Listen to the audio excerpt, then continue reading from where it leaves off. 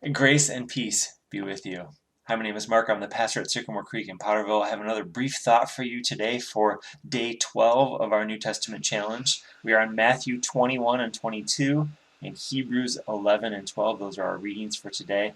And I want to look today at Hebrews chapter 11. Hebrews chapter 11 might be the chapter that most of us are familiar with. If we've never read Hebrews before, we have heard of Hebrews 11, specifically in verse 1 where it says, "Now faith is being sure of what we hope for, and certain of what we do not see."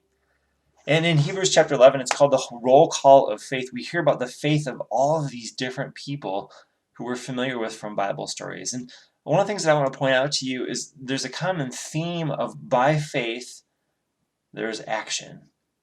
By faith, sometimes when we think of faith, we think of doctrine and we think of statements of belief, and those are important. What Hebrews shows us is faith is important when it is lived out. And I think that ties back into our reading with Matthew chapter 21. In Matthew chapter 21, Jesus tells this interesting story about two sons.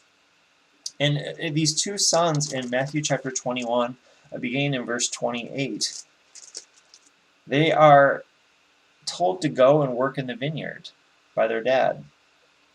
The first one says, "I will not," and then later changes his mind and goes and works in the vineyard. And the other one says, I will do it," and then goes and does nothing.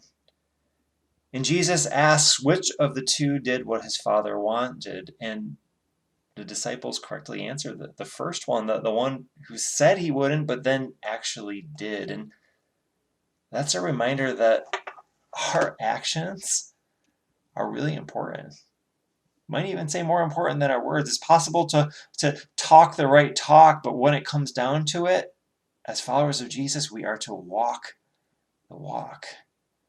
I want to encourage you today to live by faith, not just giving intellectual assent to things that you believe about God, but to actually living out your faith. Look for where God is at work, enjoying God in that work. Be willing to love people in a way that causes risk.